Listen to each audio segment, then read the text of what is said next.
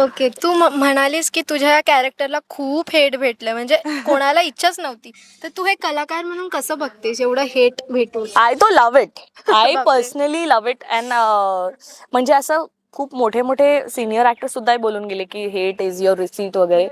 माझं असं काही हे नाही, कारण ते मिळणारच आहे. पण मला खूप आवडतं की लोक त्या अस्मीला किती सिरियसली घेत आहेत. बरोबर. मी काही करते आणि पीपल हेट इट. मी फक्त असं पण बघते, उभी राहते, विल हेट. बट माझं एवढंच म्हणणं आहे, if they will know me in real life, त्यांना कळेल की अस्मी आणि माझ्यात जमीन आसमानाचा फरक आहे. आणि I am very different from Asmi. Asmi आणि मी अजिबात नाही.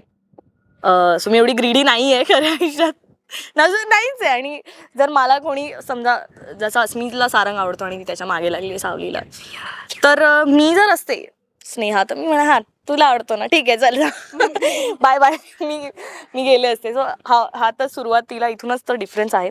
देन मी कमेंट्स वाचते खूप आवर्जून खूप. आणि मला यावर बोलायचं कॅरेक्टर म्हणून तर हेट आहे, पण पर्सनली पण लुक्स बाबतीत पण बोलतात, विच वॉज मतलब खूप फाईन आहे माझ्यासाठी, खूप फाईन आहे. कारण you don't know what I go through, what is my lifestyle, how much मी किती मेहनत करते. सगळे कॅरेक्टर्स किती मेहनत करतात, त्यामुळे त्यांचं ते मी अफेक्ट नाही करून घेत.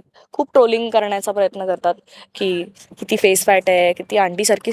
ॲक्च्युली असे कमेंट्स आले आहेत मला, आंटीसारखी दिसते, हिरोला शोभत नाही, खूप गोष्टी आहे. हिला का घेतलंय, खूप अजून सुंदर मुलगी घ्यायला पाहिजे होती, खूप गोष्टी. त्या सगळ्याला खूप ॲक्च्युली ओव्हरकम करून काम करावं लागतं इथे. आणि Prapti can relate to this because actually the show is on this only, you know, overcoming your insecurities, having a dark skin, आणि मग त्याच्यात तुम्ही कसं ओव्हरकम करता.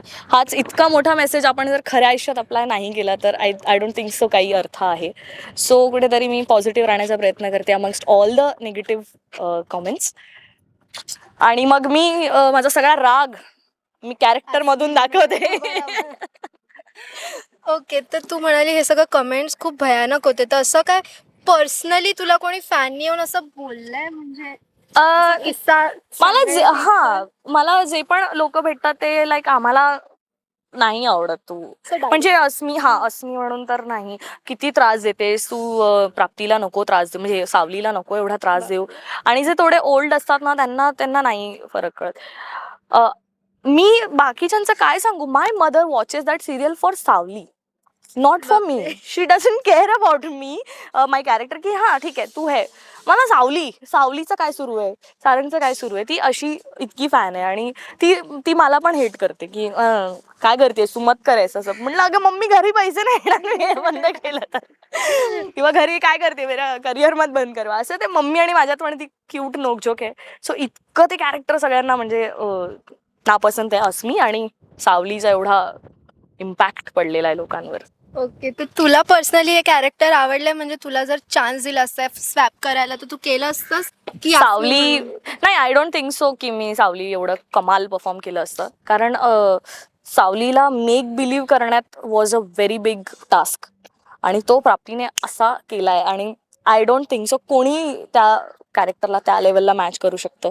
तिचा जो गोडवा आहे, जनरली ती जेवढ्या सौम्य पद्धतीने बोलते, मी ऍक्ट्रेस म्हणून मला चॅलेंज म्हणून आवडेल, मला नाही माहित मी कसं केलं असतं. पण अस्मी म्हणून मला वाटत नाही अजून कोणी कदाचित ती रिस्पॉन्सिबिलिटी, कारण खूप चॅलेंजिंग सिक्वेन्सेस मला करावे लागले आहेत, की मला गाडी शिकावी लागली, आणि ड्रंक असून तुम्हाला गाडी रॅश ड्रायव्हिंग करायची. एकतर you have to be very great driver to actually make believe that you are rash driving, कारण तुमच्या गाडीवर प्रचंड कंट्रोल असला पाहिजे.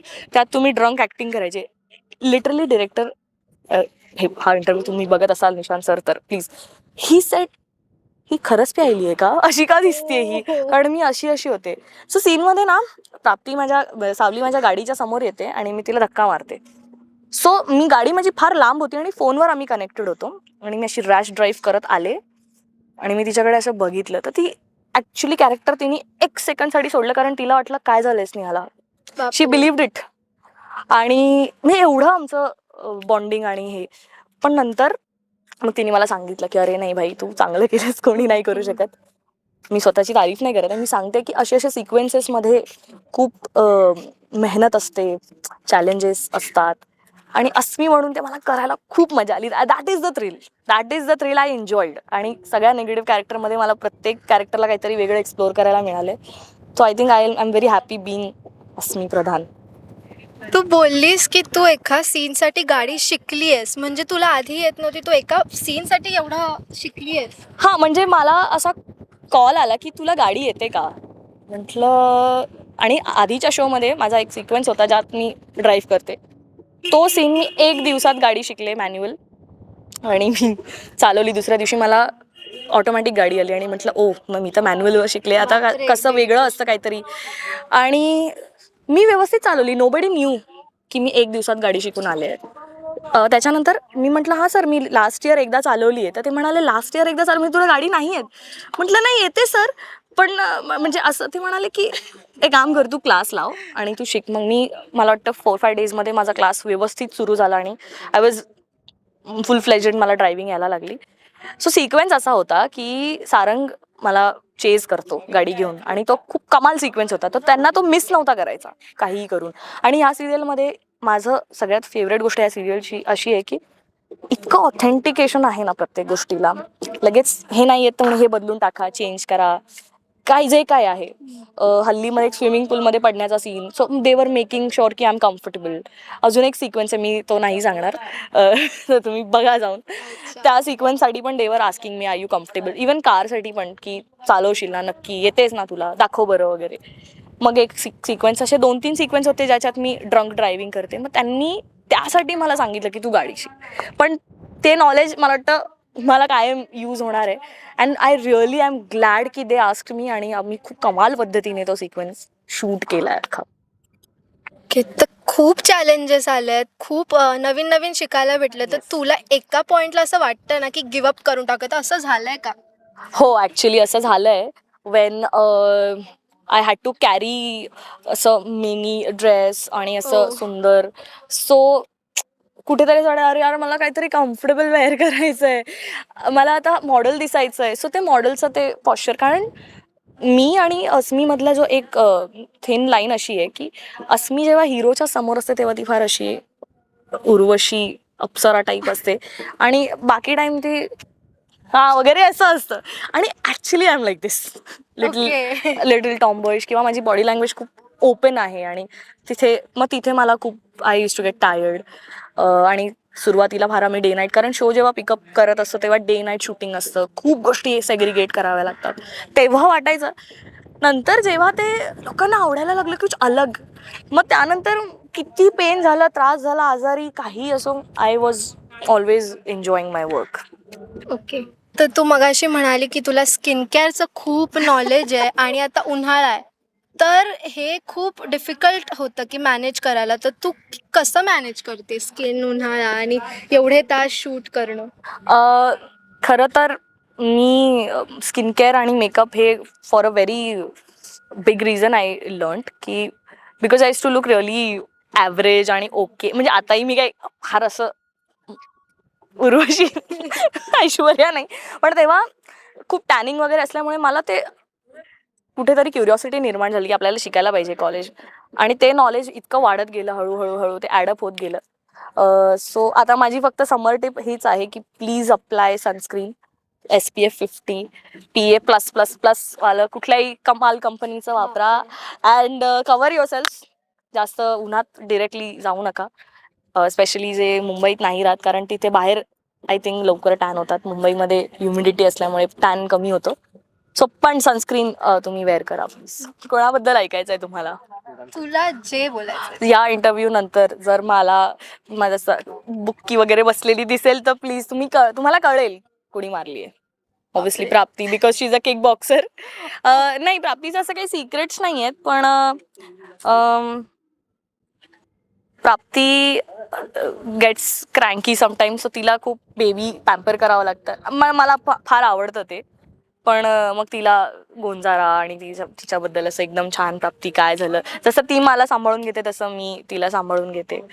So actually like a girlfriend, असं एवढंच आहे, सिक्रेट नाही आहे त्यात काही. हे एवढं, दॅट इज द ट्रूथ.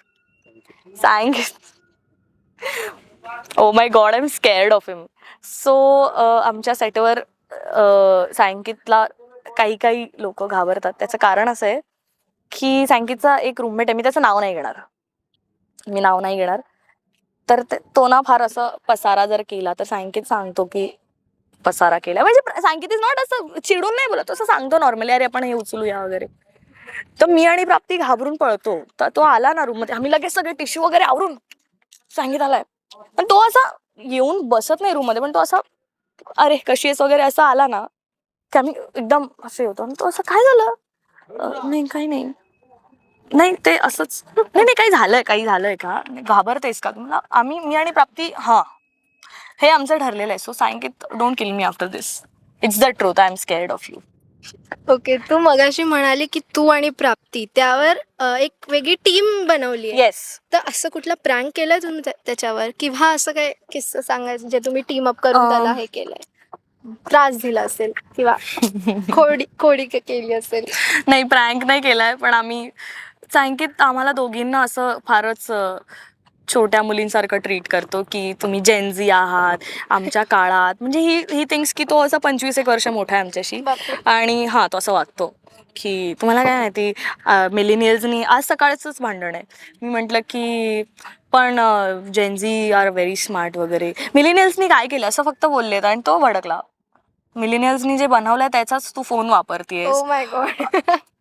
आणि मग मी म्हटलं सॉरी, माझी चूक झाली, I am scared of you. आणि मग असं आहे. बट हा म्हणजे टीम, मी आणि प्राप्ती एका टीम मध्ये असतो आणि सांगित पण तो पुरून उरतो आम्हाला दोघींना. तो वन शॉट दो शॉट में हम लोग आउट. आणि तो कायम जिंकतो. आत्ता पण त्याला बोलावशील ना, तो असं काहीतरी गुगली टाकणार की हम लोग विकेट गिर जाता है मेरा और प्राप्ती का, सो आउट. ओके, आता प्राप्ती सोबत असा कुठला एक मोमेंट आहे जो तुला एकदम टच केलंय, म्हणजे खूप असा सांगायची इच्छा? थांब मला आठवू दे.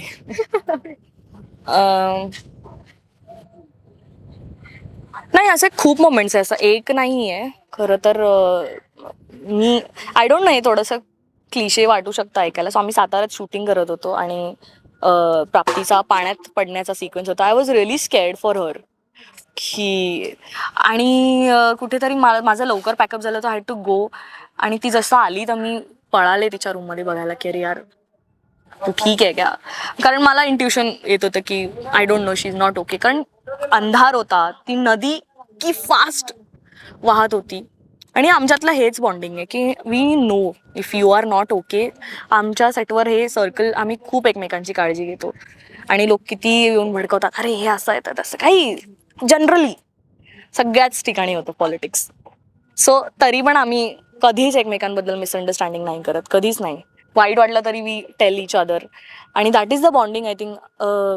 ऑलवेज प्राप्ती विल ब्रिंग फूड. मला तिने असं कुठलाही डर्टी मेकअप प्रोडक्ट वापरलेला मला आवडत नाही. मी तिला सांगते, डोळे दाखवते, तिला कळतं, मग ती फेकून देते. मग तिला मी माझ्या पाऊचमध्ये, अरे तू हे वापर. सो ते इतकं बॉन्डिंग. आणि मला असं काहीच वाटत नाही की मी दिलंय, असं नाही आहे ते. माझं सगळं तुझं आहे, तू वापर. आणि आय थिंक तेवढं तिला pampering, she deserves it. So that is the bond. तुमचं बॉन्ड बघून असं वाटत नाही की मालिकेत तुम्ही अपोजिट हे करताय, मस्त म्हणजे खूप छान. हो, एकदा असं होतं की ती जेव्हा मला ऐकवत असते सीन मध्ये आणि मला तिथे मला असं रिॲक्ट करायचं असतं की रागात रिॲक्ट करायचं असतं, पण मला तिचं ऐकून गुजबम्प आलेला असतो, तर मी आउट होते कॅरेक्टर मधून कधी कधी. असं होतं माझं, पण नाही असं करू शकत आणि मग असं एक्सप्रेशन द्यावं लागतं. So she is a very very good actress, she is a very good human. आणि मला तिचा अल्लडपणाच आवडतो. She is young, fresh, sweet, energetic. आणि तिची एनर्जी खूप खूप ॲडिक्टिव्ह आहे, प्लस खूप इन्फेक्शियस आहे. ती सगळ्यांना लाईट करते. तिचा किती मूड ऑफ असला तरी ती सेटवर सगळ्यांना ती घेऊन चालणार. सो असं प्राप्ती ग्रंथ माझा सुरू आहे. But that is the truth. आणि प्राप्तीने काय पैसे नाही दिलेत मला हे बोलायचं. ओके. सो खूप छान वाटलं तुझ्याशी बोलून. आता आपण दुसरा एक सेगमेंट ती आल्यावर करूया. तोपर्यंत खूप खूप शुभेच्छा. फायर. थँक्यू.